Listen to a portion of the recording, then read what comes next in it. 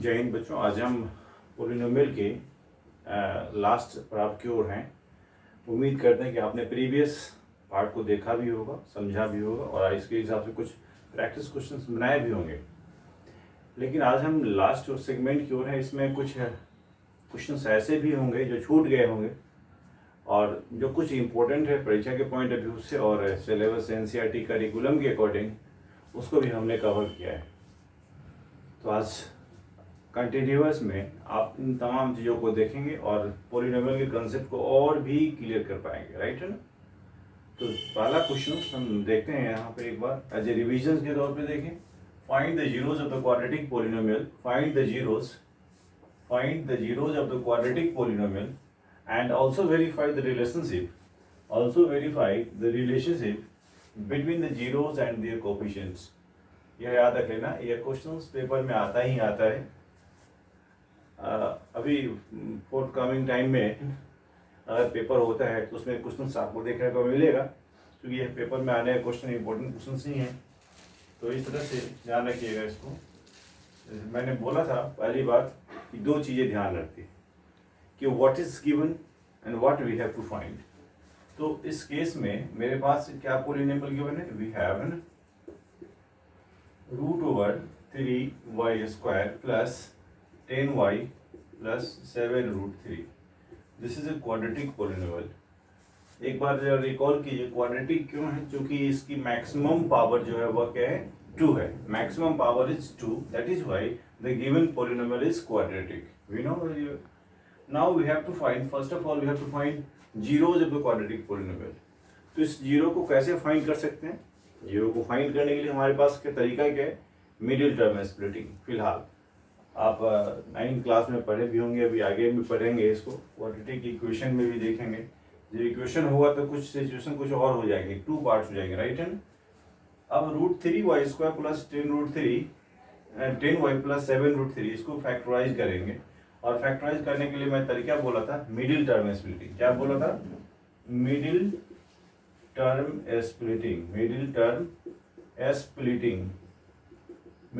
Splitting क्या होता है कि we have to separate middle terms into 2 parts. हमें मिडिल टर्म्स को 2 पार्ट्स में सेपरेट करना है in such a way that their sum is equal to product of first and last. ध्यान देना, product of first and last is equal to product of 2 factors in such a way that 2 factors in such a way product is equal to first and last, यानी पहला और last वाले के product के equal. So √3 multiply by 7√3, इन दोनों को हमने multiply किया तो रिजल्ट क्या आएगी, 3 और यहाँ पे 7, that is 21। We have to find 2 factors in such a way that their product is equal to 21 plus 21 and sum is 10, 7 and 10, sum will be 10। So इसके लिए हमने क्या किया, 2 फैक्टर्स फाइंड कर लिए। इसके लिए फैक्टर 7 और 3 हमने ढूंढा, जिसकी सम 10 भी हो गई और प्रोडक्ट 21 हो गई। यानी इस टर्म को हम स्प्लिट कर सकते हैं किस रूप में, 3 प्लस 7 के रूप में स्प्लिट कर देंगे, राइट है ना। यानी √3 ऑफ y² प्लस में 3y प्लस में 7y प्लस में 7√3। तो आप देख लीजिए कि इस 10y को हमने क्या कर दिया, 3y प्लस में 7y है, ताकि इसका सम 10 हो गई और प्रोडक्ट 21 हो गई, राइट है ना। समझना क्या था आपको, इसके फैक्टर्स को फाइंड करने के लिए हमने इस टर्म में देखा क्या कि जो वैल्यूज गिवन थी, मेरे पास जो वैल्यूज गिवन थी उनके अकॉर्डिंग है ना, हमने इसको चेंज करने की कोशिश की। प्रोडक्ट फर्स्ट और last, product √3 into 7√3 that is 21 and sum first and last. I mean इन दोनों को सम करें तो उसकी सम जो है बीच वाले के टर्म के बराबर होनी चाहिए। तो इस तरह से इन दोनों को कॉमन लेना है। We have to compare, we have to group it and also take common factors. So y is common, जो लिस्ट पावर होती है वो कॉमन फैक्टर होती है, यहाँ y कॉमन ले लिया। और चूंकि 3 को हम अगर लिखें तो √3 multiply by √3 is equal to में 3, यह स्क्वायर रूट है ना। इस तरह से इसमें √3 हम कॉमन ले सकते हैं इसमें, यानी √3y आप कॉमन ले लो। मेरे पास बचा क्या, जो कॉमन लेते हैं उससे डिवाइड करते हैं। यानी √3 हमने कॉमन ले लिया, y भी कॉमन लिया तो सिर्फ बचा एक ठो y है ना, प्लस यहाँ पे y common, √3 common, that is only √3। अब आप समझ गए कि कॉमन वही लेते हैं जो दोनों में होता है, जो कॉमन लेते हैं उसे हम डिवाइड करते हैं। सिमिलरली इधर देखिए प्लस 7 यहाँ भी, 7 यहाँ भी, 7 कॉमन ले लेंगे, y प्लस में √3 यहाँ भी हो जाएगी। अब इन दोनों टर्म को देखिए, इसको और इसको देखिए, अब यहाँ पर y प्लस √3 इधर कॉमन दिख रहा है, y plus √3 and √3y plus में 7, राइट है ना। ये जो है दो फैक्टर मुझे दिख गए। अब इन फैक्टर्स को क्या करना है, मुझे कोशिश करनी है क्या, जीरो फाइंड करनी है, निकालना मुझे क्या है, जीरो। इस तरह से लिखना है यहाँ पर when y plus √3 is equal to 0, जब इसके बराबर हम जीरो करेंगे इसकी वैल्यू क्या हो जाएगी, y is equal to minus √3 and when √3y plus में 7 is equal to 0, √3 y is equal to -7 upon में √3, -7 अपॉन में √3 एप minus √3, there are two zeros. अब मेरा एक काम हो गया पूरा यहाँ पे, the find the zeros of the polynomial, right है ना, and also verify the relationship. क्योंकि इसके टू पार्ट्स है ना, तो अगर 4 मार्क्स के लिए आते हैं तो 2 मार्क्स इधर ही मिल जाएंगे आपको, क्योंकि अगर प्रॉपर तरीके से फैक्टराइज किया, जीरोज फाइंड किए तो। नाउ वेरिफिकेशन, अब इसको हम आंसर देखने की जरूरत नहीं है, अगर हम वेरीफाई कर लेते हैं तो मेरा कंफर्म हो जाएगा यहीं पे। मामला क्या है, चलिए वेरिफिकेशन में क्या देखना है कि सम ऑफ जीरोज, अगर आपको याद होगा तो मैंने बोला था कि अगर मान लेते हैं अल्फा और बीटा 2 जीरोज हैं तो उनका सम क्या होगा, -b अपॉन में a होता है, and product of zeros alpha into beta is equal to c upon A.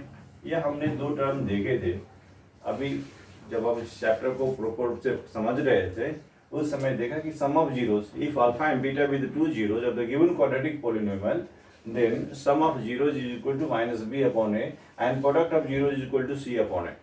So sum of zeros, अब देखना जीरोज क्या है, एक जीरो तो यह है और इसको दूसरा जीरो ले लो, आप अल्फा ले लो, इसको बीटा ले लो, राइट।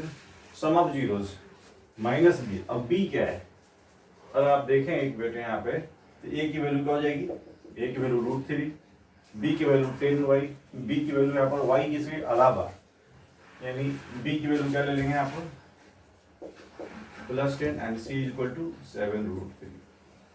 इस चीज को ध्यान रखिए, sum of zero -b upon a, -b को आप इसे कोफिशिएंट ऑफ y कर सकते हैं, आप minus coefficient of y upon coefficient of y square, ऐसा भी आप याद रखिए, क्योंकि हो सकता है कि आप दिमाग से स्लिप कर जाते हैं, इस केस में भी ऐसे बना सकते हैं आप, है ना, लेकिन स्लिप होना नहीं चाहिए।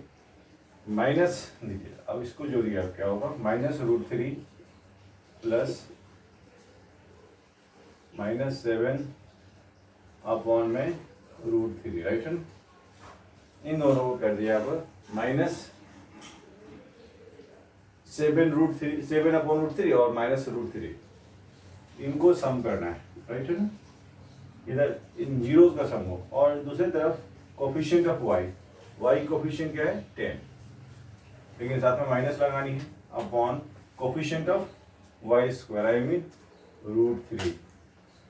अब इसको सम करते थे, नीचे कुछ नहीं 1, जब दो डिफरेंट बेस हो तो उसकी प्रोडक्ट उसकी एलसीएम होती है, सो √3 एंड -3, इनसे इनको मल्टीप्लाई करेंगे तो -3 और प्लस माइनस माइनस -7 हो गई, इज इक्वल टू -10 अपॉन √3, यानी -10 अपॉन √3 बराबर हुआ -10 अपॉन √3। यह क्या दिख रहा है आपको, यहाँ पर देखा गया कि लेफ्ट और राइट दोनों पार्ट बराबर हुआ, यानी वेरीफाइड,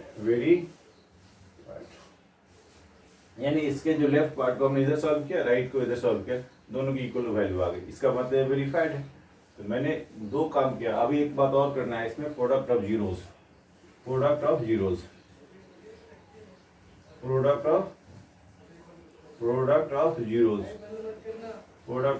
यानी क्या होता है, C अपॉन ए, यानी रूट थ्री इंटू 7/-7/√3। अगर इसको हम ऐसे मल्टीप्लाई करें यानी फर्स्ट रूट को दूसरे रूट से मल्टीप्लाई करें, ये बराबर होगा c/a। c की वैल्यू क्या है, आई मीन c जो वैल्यू है यहाँ पर 7√3/√3, 7√3/√3 कैंसिल हुआ, ये दोनों cancel, I mean 7 is equal to 7।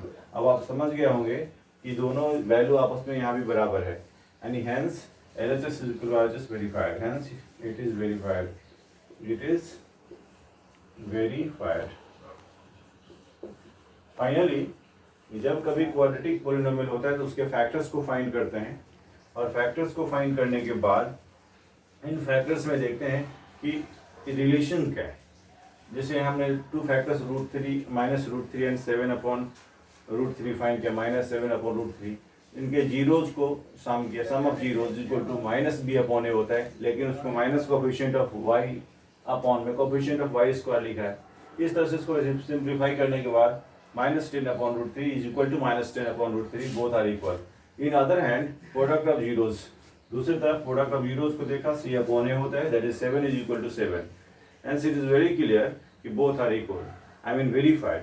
इस क्वेश्चंस के जो दो पार्ट थे हमने दोनों पार्ट को कवर किया। पेपर में इसके सेगमेंट आई मीन फ्रैक्शंस के रूप में होते हैं, आई मीन बटे हुए होते हैं, इसी हिसाब से सॉल्व करेंगे। Now question number 2।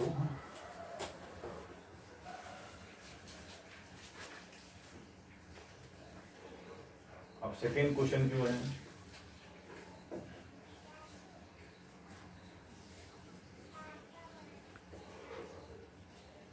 form the quadratic polynomial for which sum and product of दिए जीरोस। ध्यान से सुनना प्लीज कि मुझे क्वाड्रेटिक पॉलिनोमियल फॉर्म करना है। क्या करना है, क्वाड्रेटिक पॉलिनोमियल। मैंने बोला बार बार what is given and what we have to find, जिनको ये समझ में आ गई बात उनसे बन जाएगा, अदरवाइज नहीं बनेगा। Sum and product, I mean we have sum of zeros is equal to, देखिए एक्चुअली दो चीजें यहाँ पर, एक बात और लिखना जरूरी होगा, रिस्पेक्टिवली। क्वेश्चन में एक चीज और मेंशन करना जरूरी है कि form the quadratic polynomial for which sum and product of zeros are 0 and -9 respectively. यानी जिन ऑर्डर में हमने वैल्यू गिवन नाम लिया है उसी ऑर्डर में वैल्यू गिवन किया। इसका मतलब जो पहले हमने सम बोला है तो जो पहली वैल्यू है वह 0 जो कि सम के बराबर है, and product of zeros is equal to -9, product of zeros is equal to -9। हमें गिवन क्या है यार, वी हैव, हमें दो चीज पता है कि sum of zeros and product of zeros, sum of zeros and product of zeros are given 0 and -9, 0 and -9. So please keep in mind x square quadratic polynomial. Now we know that अब हम जानते हैं क्या कि quadratic polynomial is equal to x square minus, suppose x variable लिया, y लिया, कुछ भी ले लो आप, है ना, x square minus sum of zeros multiply by x plus product of zeros. यह याद रख लेना है, प्रोडक्ट ऑफ जीरोस। तो इन केस में सम ऑफ जीरोस मुझे पता ही है, प्रोडक्ट ऑफ जीरोस पता ही है, हमने वेरिएबल को अपने हिसाब से लिया है, so it can be written as an x square minus, देखिए 0 multiply by x plus product of zeros यानी -9, हेंस एक्स स्क्वायर। अब किसी भी वैल्यू को, किसी भी वेरिएबल को अगर 0 से मल्टीप्लाई करते हैं तो उसकी रिजल्टेंट क्या होती है, 0 ही होती है, -0 हो गई, प्लस -9 हो गई, यानी एक्स स्क्वायर -9 आपका रिक्वायर्ड पोलिनोमियल हो गया। तो पोलिनोमियल होने के लिए क्या बताया था डिफिनेशन कि greatest exponent of the variable, जो सबसे बड़ी पावर होगी ना, चाहे छोटी पावर होगी लेकिन नॉन निगेटिव पावर होनी चाहिए। क्या होनी चाहिए, नॉन निगेटिव पावर, उसकी पावर्स निगेटिव नहीं होते। वेरिएबल एक्स है, यहाँ पे पावर 2 है, ठीक है, यह एक पोलिनोमियल है। यानी आपने इस क्वेश्चन को बहुत आसानी से समझ में आ गया होगा आपको। नेक्स्ट क्वेश्चन पे चलते, पोलिनोमियल अगर अल्फा एंड बीटा जीरोज हैं, if alpha and beta are the zeros of the polynomial 2x² minus 4x plus 5 find 1 upon alpha square plus 1 upon beta square. मैं बार बार बोलता हूँ कि जब कभी किसी क्वेश्चन को देखें तो एक बार नहीं 2 बार जरूर पढ़ें उसको आप, है ना। कारण क्या है, मुझे 2 चीज ढूंढना होता है, what is given and what we have to find. Question क्या था, if alpha and beta are the zeros, alpha और बीटा इसके 2 जीरोज हैं किसके, गिवन पॉलिनोमियल के। तो पहला काम मुझे पॉलिनोमियल गिवन है, वी हैव, हम थर्ड क्वेश्चन सॉल्व कर रहे हैं, 2x² माइनस 4x प्लस में 5, right. 2x² minus 4x plus 5. This one is polynomial, given polynomial, right? And alpha and beta are the 2 zeros. आप एक बार देख लो, अल्फा एंड बीटा 2 जीरोज हैं, तो sum of zeros alpha plus beta is equal to minus b upon a होता है। मैंने आपको जानकारी के लिए बता दिया था कि यहाँ alpha a is equal to क्या है, x² की जो coefficient 2 and b is equal to -4 and c is equal to +5, right. A b से हमने लिख दिया, x² की जो कोफिशिएंट है वह a है, x की कोफिशिएंट, हाँ साइन जो प्रीवियस साइन है वही उसकी अपनी साइन होती है, b is equal to -4 and c is equal to 5। Now alpha plus beta is equal to, if alpha and beta are the 2 zeros, तो सम ऑफ जीरोज क्या होता है, -b अपॉन a। अब आप देखिए b की वैल्यू कितनी है, -4 पहले से, माइनस तो फार्मूला में और माइनस लगेगी इधर, -4 अपॉन में a यानी 2, यानी इसकी वैल्यू 4 अपॉन में 2 हो जाएगी, दैट इज 2। अब आप समझ लो इसकी वैल्यू क्या होगी, यहाँ पर 2 हो गई, राइट है ना, -b अपॉन a। अच्छा, alpha into beta is equal to क्या होता है, c अपॉन a होता है। अब c की वैल्यू कितनी, 5 अपॉन 2, इसकी वैल्यू 5 अपॉन 2 हो गई। मेरे पास 2 वैल्यूज नोन हो गए, राइट है ना, alpha plus beta and alpha into beta. But मुझे फाइंड क्या करना था, दिस वन बाई, नाउ अब क्या फाइंड करना, देखिए मैंने जो क्वेश्चन गिवन था उसके अकॉर्डिंग कुछ कंसेप्ट फाइंड किए। अब मुझे फाइंड करना है 1 upon alpha square plus 1 upon beta square. कुछ ज़्यादा दिमाग नहीं लगाना है, जस्ट इसको सिंप्लीफाई करना है। जब 2 डिफरेंट बेस होता है तो उसकी प्रोडक्ट उसकी एलसीएम होती है। So we have to write alpha square into beta square, right. Similarly divide और मल्टीप्लिकेशन, डिनोमिनेटर से डिवाइड करते हैं, न्यूमरेटर से मल्टीप्लाई करते हैं। मल्टीप्लाई करेंगे तो यूजुअली ऐसा ही होता है, बीटा स्क्वायर प्लस में अल्फा स्क्वायर। आप लोग इस क्लास में हैं, जहाँ समझ में आ गया होगा क्या कर रहे हैं। नाउ अब इस केस में क्या करना है, इसका स्क्वायर तो मुझे पता है। अच्छा, इसको हम क्या कर सकते हैं, alpha plus beta whole square minus में 2 अल्फा इंटू बीटा। अब ध्यान सुनिए, मैं कुछ नया कर दिया ऐसी कोई बात नहीं है। मुझे सपोज किया कि अल्फा प्लस बीटा का होल स्क्वायर लिखना होगा, तो क्या लिखेंगे, alpha square plus beta square plus 2 alpha into beta, right है। तो इस केस में अगर मुझे जस्ट यही चाहिए थी, इसको क्या करेंगे, बाकी वाले को उठा के इधर ले आएंगे, यानी यहाँ से हमने ब्रेक किया, इसको उठा के इधर ले आए। और जब हम ट्रांसपोज करते हैं तो साइन चेंज हो जाती है, वेरी सिंपल। सो याद रख लेना इस चीज़ में, जब कभी इस तरह की आइडेंटिटी आए तो उस केस में हमें ऐसे लिख देना है जिसमें इसकी वैल्यू भी पता है मुझे और इसकी वैल्यू भी पता है। इसको क्या लिख सकते हैं, alpha into beta whole square भी कर देंगे। जब होल स्क्वायर होते दोनों को पावर आ जाएंगी। अब इससे जस्ट इवेल्युएट करनी है, आई मीन वैल्यू पुट करनी है। मुझे पता है अल्फा प्लस बीटा कितना है, 2 है, 2 का स्क्वायर माइनस में 2 इंटू अल्फा इंटू बीटा यानी 5/2, 5/2 डिवाइडेड बाई 5/2 होल स्क्वायर। अब आप समझ लीजिए, कैलकुलेशन करना बहुत आसान होगा। इसको ऐसे से कैंसिल कर दिए, यानी 4 - 5 डिवाइडेड बाई 25 अपॉन में 4, यानी 1 अपॉन 25 अपॉन 4। यह रिवर्स हो जाएगी वैल्यू, 4 अपॉन 25, 4 अपॉन 25 आपका आंसर हो जाएगा। अब आप समझ गए होंगे कि किस तरह से इस छोटे क्वेश्चन का आंसर इतना विशाल निकलता है। कोई घबराने की बात नहीं, डायरेक्ट आइडेंटिटी हमने पूछ किया, but you should work in proper manner. Now next question, जैसे अब इस पार्ट को देखते हैं, सेकेंड वाले पार्ट को, सेकेंड नहीं तो नेक्स्ट क्वेश्चन आएगा ना, इसको कवर कर लिया नहीं। और fourth one, if alpha and beta are the zeros of the polynomial, अगर अल्फा बीटा जीरो हैं, आई मीन जो पोलिनोमियल गिवन है मेरे पास, we have 2x square plus 5x plus में k, राइट है ना, ये एक पोलिनोमियल है, राइट है ना। और दूसरी तरफ क्या गिवन है मेरे पास कि alpha square plus beta square plus alpha into beta is equal to 21/4। देखो भाई, इसकी वैल्यू नोन है और इसकी है पोलिनोमियल गिवन है। वी हैव टू फाइंड के, हमें क्या फाइंड करना है, के की वैल्यू निकालनी, के इज इक्वल टू व्हाट, मैंने बाबा बोला what is given and what we have to find. अगर पोलिनोमियल गिवन है और फाइंड क्या करना है, इन दोनों को देखिए और इसको फाइंड कीजिए, बड़ा आसान। इसको देखो, इसमें मैंने बोला था तरीका क्या, इसमें देखते ही पोलिनोमियल हमने ए स्मॉल बी स्मॉल सी की वैल्यू फाइंड कर लेते हैं।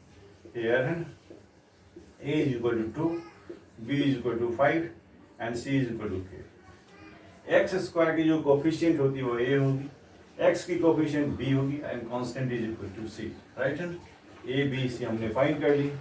नाउ अल्फा प्लस बीटा क्या होता है, माइनस बी अपॉन ए होता है, तो माइनस बी की वैल्यू 5 है, -5/2 alpha into beta c upon a यानी k अपॉन 2 जाएंगे। हमने दो वैल्यू हमने देख लिए, अल्फा प्लस बीटा भी, अल्फा इंटू बीटा भी।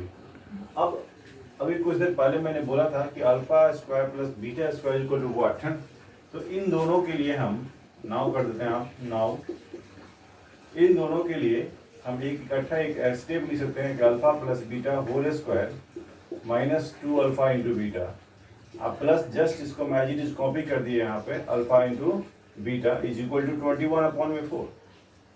फिर से मैं इस स्टेप को समझाऊं, alpha square plus beta square को हमने यह लिखा, यहाँ से यहाँ तक आप समझ लिए होंगे, ये जो वैल्यू है वो इसके लिए, और अल्फा इंटू बीटा जस्ट हमने कॉपी किया है। तो इनकी वैल्यू ऐसा लिखने का मोटो क्या है कि इसके बारे में मुझे पता है, अल्फा की प्लस बीटा की वैल्यू क्या है, -5/2, सो -5/2 होल स्क्वायर माइनस। अच्छा, एडिशन और सब्ट्रैक्शन चूंकि लाइक नेचर में होता है ना, इसलिए हम उसको एक स्टेप और बढ़ा देते हैं। यहाँ क्या कर दूं कि alpha plus beta whole square है माइनस, अब देखिए सेम चीज डिफरेंट साइन, तो सब्ट्रैक्ट हो जाएगा यहाँ पर, minus alpha into beta is equal to 21/4। Similarly इसकी वैल्यू नोन है, alpha plus beta whole square यानी -5/2 होल स्क्वायर माइनस में and alpha into beta k upon 2 is equal to 21/4। Very simple, we have to solve it. I mean 25/4 minus k upon 2 is equal to 21/4. So इस unknown variable को known करने के लिए I mean 25/4 minus 21/4 is equal to k upon 2, यानी इसका LCM ले लो 4। ध्यान रखना है कि इसके जब डिफरेंट I mean डिनोमिनेटर हो तो उसकी प्रोडक्ट उसकी एलसीएम होती है, यहाँ सेम है तो उसकी एलसीएम वही होंगी, दैट इज 25 माइनस में 21 is equal to k upon 2। So यानी mean 4/4 is equal to k upon 2, इस कैंसिल किया 1, I mean 1 is equal to k upon 2, so cross multiply k is equal to 2, आपका answer हुआ, right है ना। तो इस तरह से इस क्वेश्चंस में ध्यान रखना कि what is given and what we have to find. The given polynomial से small a small b small c की वैल्यू निकाली, एक्स स्क्वायर की कोफिशिएंट। फाइनली हमने इस जगह पर आ गए कि यह वैल्यू को इसको हम क्या कर सकते हैं, इसमें तो पूरी आइडेंटिटी तो फॉर्म नहीं कर रही थी, जस्ट इसको स्प्लिट किया और रिमेनिंग इसकी वैल्यू हमने ऐसा लिख दी और इसकी value as it is copy कर दी। फिर एडिशन और सब्ट्रैक्शन लाइक नेचर में होता है, so alpha square plus beta square को हमने ऐसा लिख दिया था, इसको सेम नेचर वाले को ऐसा कर दी, देन इसकी वैल्यू नोन थी, इस तरह पुट कर दी, सॉल्व कर दिया, राइट है ना। नेक्स्ट अब चूंकि पेपर का पैटर्न बदल भी गया है, MCQ I mean multiple choice questions पर मैक्सिमम आते हैं 20 क्वेश्चंस आते हैं, राइट है ना। तो मैंने एक इसी पॉइंट ऑफ व्यू से कुछ क्वेश्चन कंसेप्ट तो क्लियर ही कर दिया है, इसके बावजूद भी कुछ मल्टीपल चॉइस क्वेश्चंस भी हमने एक एग्जाम्पल के तौर पर, ताकि आपका कॉन्फिडेंस लेवल और बिल्डअप हो जाए। तो देखिए क्या क्वेश्चन आ सकता है, इस तरह के चांसेस हैं, जो उसको देख लेते हैं, पर आसान है, बट क्वेश्चन सामने आया थोड़ा सा एक डर खत्म हो जाता है। The maximum number of zeros for any quadratic polynomial is what? The maximum number of zeros, maximum zeros मैंने बोला था क्वाड्रेटिक पोलिनोमियल है, क्वाड्रेटिक नाम जो है उसके पावर से ही डिसाइड हुआ है, उसकी मैक्सिमम पावर क्या होगी 2 होगी, और जितनी पावर होती है उसकी जीरोज उतनी होती है, मैक्सिमम पावर 2 होगी तभी तो क्वाड्रेटिक है। तो मैक्सिमम नंबर ऑफ जीरोज पूछ रहा है, मैक्सिमम नंबर ऑफ जीरोज, इसका मतलब इस क्वेश्चन का आंसर इसी में लिखा हुआ है maximum number of zeros. Maximum number of zeros will be, क्योंकि ये क्वाड्रेटिक अगर लिखा हुआ है तो मीन 2 हो, अगर क्यूबिक होता तो 3 होता, राइट है, ध्यान रखिएगा इसी नाम से डिसाइड होता, दैट इज 2। कुछ नहीं करना है मुझे, डायरेक्ट 1 सेकेंड लगता है, सिर्फ क्लिक कर देना है। Next question, the number of zeros for non zero, ध्यान देना है, यहाँ पर कुछ कंफ्यूजन का टर्म दे दिया है इसने, the number of zeros, number of zeros मतलब सॉल्यूशंस, ठीक है, of a non zero constant, non zero मतलब अदर देन जीरो, राइट है, इसको पार्ट में पढ़िए, नॉन जीरो कांस्टेंट, कांस्टेंट का मतलब जो हमेशा फिक्स्ड ही होगा, that is constant, and non zero it should not be zero, right है, ये जीरो नहीं होना चाहिए, यानी जीरो के अलावा कोई वैल्यू है, उसके जीरोस क्या होंगे, कांस्टेंट के तो कोई सोल्यूशन ही नहीं होता है, इसका मतलब उसका solution constant itself no, 2 no, 1 no, D is the right answer, because इसके सोल्यूशन क्या होंगे जीरो, कांस्टेंट है उसका कोई जीरो वैल्यू ही नहीं आएगी कुछ, वो तो अपने आप वैल्यू है, तो वह उसके लिए क्या पूछते, जीरोज क्या होगी उसके लिए, उसकी जीरोज उसकी फाइंड करते हैं जो अननोन वेरिएबल है, इसमें इसका आंसर जीरो होगा। The two zeros of a polynomial this one x² - 4 are what. अच्छा, ये एक क्वाड्रेटिक पॉलिनोमियल है, इसकी जीरोज क्या होंगी, तो इसके जीरोज ऑप्शंस दे रखे हैं, इसके दो तरीका है, या तो इसको आप सॉल्व कर लो या नहीं तो आप ऑप्शन से चेक कर लो। अगर आसान सा ऑप्शंस दे रखा है, सॉरी क्वेश्चन दे रखा है, इसको आप फैक्टराइज कर सकते हो इजीली, तो उसको फैक्टराइज कर लो, मुझे तो लगता है इसको आसानी से फैक्टराइज कर सकते हैं। देखिए यहाँ पे x² - 4 है, इसको हम क्या कर सकते हैं, x यानी जीरो ले लो आप, यहाँ पर fx की वैल्यू दे रखी है ना यहाँ पर, fx इतना, यानी 0 x² - 4, यानी x² इधर आएगा 4 हो जाएगी, x √4 यानी ±√2, यानी इसकी सॉल्यूशंस क्या होंगी ±√2, ऑप्शन नंबर डी। ये ध्यान रखना है कि जस्ट हमें क्लिक करना है कि क्या करना है, अगर बाय द वे अगर ये कॉम्प्लिकेटेड आता पॉलिनोमियल उस केस में उसको हम क्या करते हैं, trial and error method option से चेक करते, लेकिन यहाँ जस्ट सिंप्लीफाई हो रहा है, सिंप्लीफाई कर दिया। Now if the product of the two zeros of a polynomial fx = x² - 2x + k is zero. अब गिवन क्या देखिए, इसमें प्रोडक्ट ऑफ जीरोज, प्रोडक्ट हमने अल्फा और बीटा को 2 0 लिया था, अब उसकी प्रोडक्ट गिवन है कितना, zero, is zero, alpha into beta is zero दे रखिए, जबकि होता क्या है C/A, C/A इज जीरो। अब C की वैल्यू कितनी है देखिए, C/A I mean K/1, K/1 is zero, यानी K इज जीरो, लो है, जीरो है ऑप्शन, ऑप्शन नंबर ए, बिल्कुल आसान हो गया, कंसेप्ट को समझिए, क्या है कि product of zeros is zero, I mean जो दो जीरो हमने अल्फा बीटा एज्यूम करते हैं उसकी प्रोडक्ट जीरो गिवन है, which is equal to C/A, जो कि यहाँ पर C क्या है, कांस्टेंट टर्म अपॉन में 1, coefficient of x², that is C/A is equal to zero, K/1 is equal to zero, so K is equal to zero, किसी भी नंबर को हम जीरो से मल्टीप्लाई करें उसकी वैल्यू जीरो ही होती है, ऑप्शन नंबर ए।